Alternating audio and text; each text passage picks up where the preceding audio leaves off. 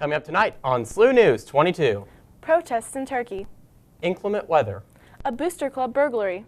And commercial drones. Plus national news and weather live from the Busch Student Center. This is SLU News 22. Good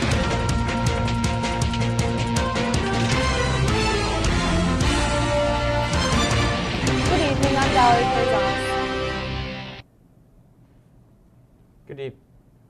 Good evening, I'm Bobby Stilwell. Thank you for joining us this evening.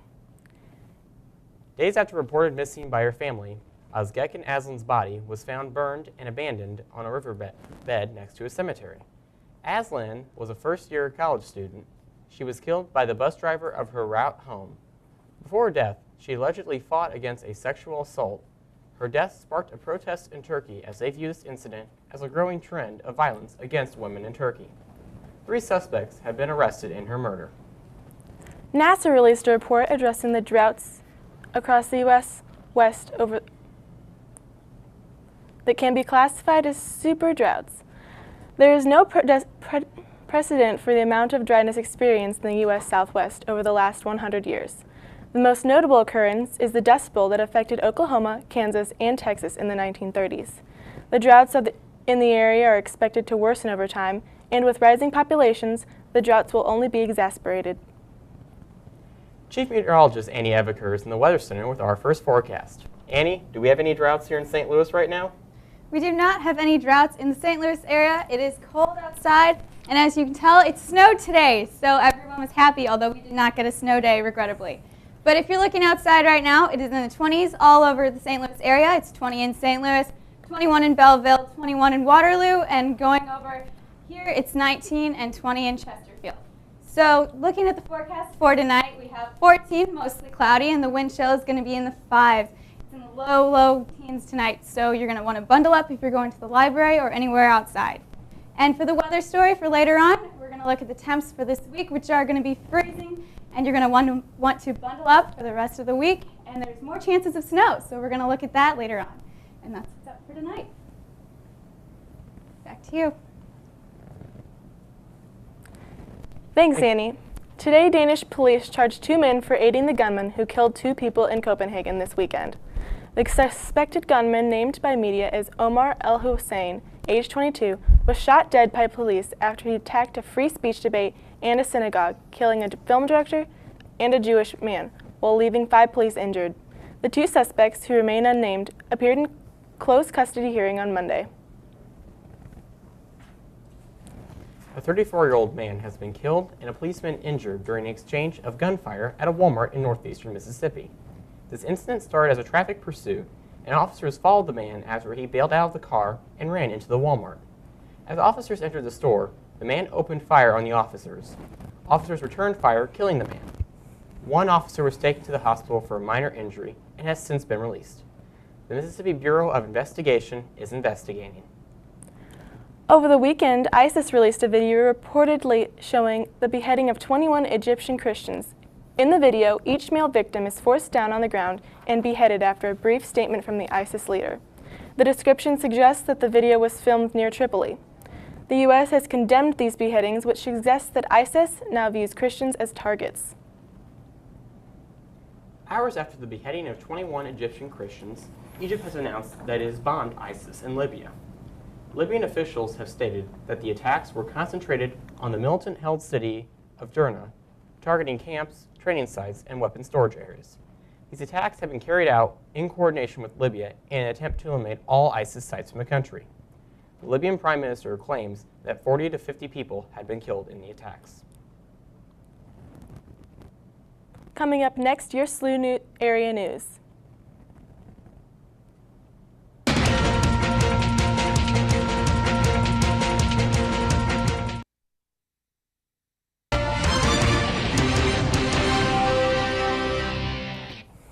Welcome back. Missouri State Senator David Sater has proposed a bill that would create a no-call list for minors. This list would help keep pornography, gambling, tobacco, alcohol, and illegal drug ads off of computers and phones of Missouri children. Marketers would be required to scrub their email list once a month against Missouri Registry. Violators would face fines or jail time for not complying. A right-to-work bill has been sent to the Missouri State Senate. If the bill is passed, the law will prevent workers from paying union dues for a condition of their employment. However, if it is passed by the Senate, it is unlikely that Governor Nixon will veto it, causing 17 more votes to overturn the veto. Leaders in the House acknowledge the unlikely chance that the bill will become law, but its passage this year would be historic for the Senate and send a strong message. The superintendent of the Missouri Highway Patrol is retiring after 31 years with the force and 5 years at the helm. Colonel Ron Replogle is stepping down to spend time with his family. Governor Jay Nixon has nominated Major Brett Johnson, a 28-year veteran and commander of the patrol's Field Operations Bureau, to replace the outgoing Replogle. Pending confirmation from the Missouri State Senate, Johnson will take over May 1st. In recent weeks, booster clubs from high schools across the area have had to deal with theft by members. Because booster clubs are independent of the school and members are busy parents that volunteer their time, schools have a difficult time dealing with these issues. In response to these thefts, schools have begun to sit down with booster clubs to provide advice on how to manage budgets and avoid these problems. Starting March 16th of the 2015 school year, the St. Louis University School for Professional Studies will be partnering with Midwest Helicopter to give students the opportunity to train to become a helicopter pilot while earning their undergraduate degree.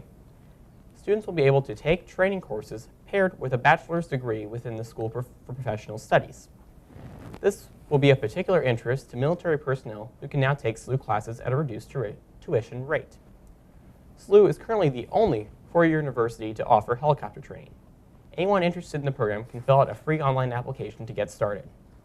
For more information, visit busyadults.slu.edu or call 800-734-6736. Video has surfaced from an April 10, 2014 arrest that shows officers making an arrest that would later be labeled as abusive. The video runs for part of the arrest until an officer exclaims, quote, "Everybody hold up. We're red right now," end quote, and then shutting the camera off. Red is police slang for a running camera. The video shows the victim being pulled from a car, kicked repeatedly, and then tasered. Mayor Slay's office requested a private lawyer to delay releasing of the video last summer. Charges against the victim were dropped as a result of the video. The 2015 Recyclemania tournament is coming to SLU February 1st through March 28th. Recyclemania is an annual competition between regional and national colleges and universities. Schools compete to see who can recycle the most single-stream and e-waste on their campus.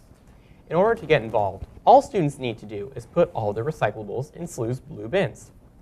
There will also be several events for students to participate in, like a green basketball game, an e-waste drive, and a recycling bin labeling project. There are also various volunteering opportunities offered throughout the event. For more information, go to recycling.slu.edu. Valentine's Day was this past Saturday, and the Office of Community Relations collected over 1,389 items for the Valentine's Day drive this year. The collections will be going to 3 elderly centers in the region. The Office of Community Relations would like to thank everybody who participated.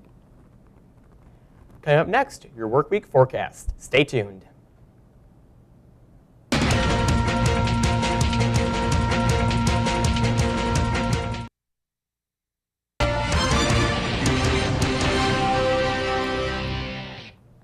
Welcome back. Meteorologist Annie Eveker is here with us now for your extended forecast. So Annie, we've had a lot of snow lately. What is the deal with that? We have had a lot of snow lately. We're getting cold front after cold front from the Arctic, and it just keeps bringing snow with it, and it's no different this week. We're going to get a chance of snow tomorrow maybe, but we're going to look at that later. And as you go on into as you look outside at the current temperatures, it is 20 degrees, low 15, and the wind chill is 10. So if you're going outside, you're going to want to bundle up and get those layers. Why did it snow today? Well, we had a low front come in with clouds and snow, and after that, we're going to get some cold fronts in. But and how much snow fell? Well, in St. Louis, it was about 3 to 5 inches. O'Fallon was 5 to 10, and around the southern Missouri, we had 2 to 4. So depending on what area you're in, this is how much snow you got. The storm track for this week, we had our low front come in today. That's what brought us the snow and the cold, and that is heading over to the east coast. As you look over here on the west coast, we have another cold front coming in, and that is going to bring us a little bit of snow tomorrow morning. as we dip down into the teens tonight. Looking at tonight, we're going to be in 31, and it's going to be mostly cloudy with temperatures dropping into tomorrow. Tuesday, we're 25 degrees with some chances of flurry early in the morning, and it's going to be cloudy tomorrow. And our 5-day forecast, we're looking at very cold temperatures, as you can see, especially into the midweek. Tuesday, it's going to be 27 with chances of flurries. Wednesday is going to be partly sunny, 14. Thursday is going to be 19. We're getting a little warmer throughout the week. Friday is 29, and Saturday is going to be 33, but there's a chance of mixed precipitation later on.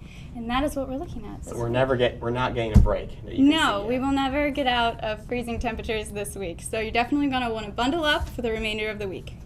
Oh, golly, golly, golly. Thank you, Annie. Up next, an exclusive interview with SLU Theater's stage manager, Alyssa. Stay tuned.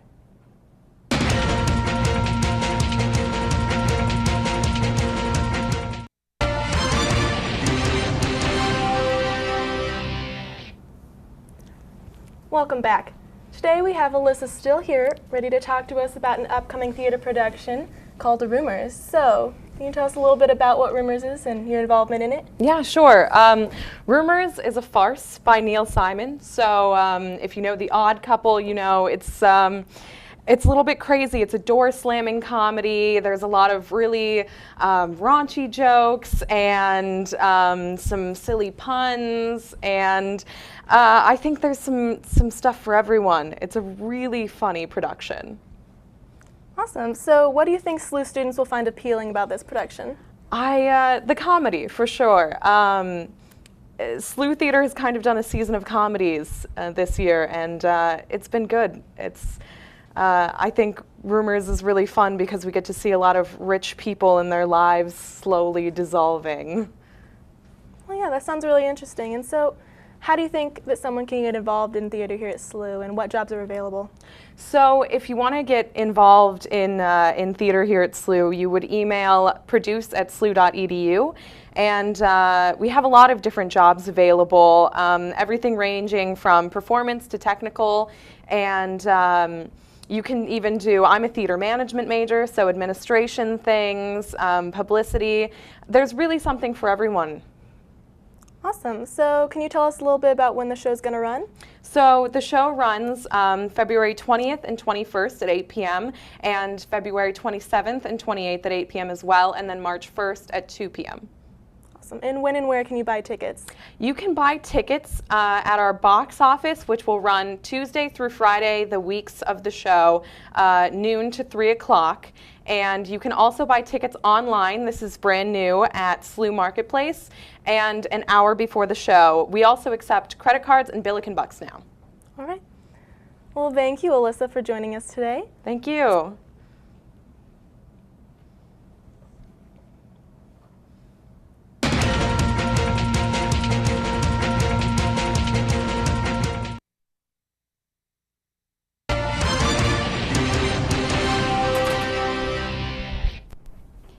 Welcome back.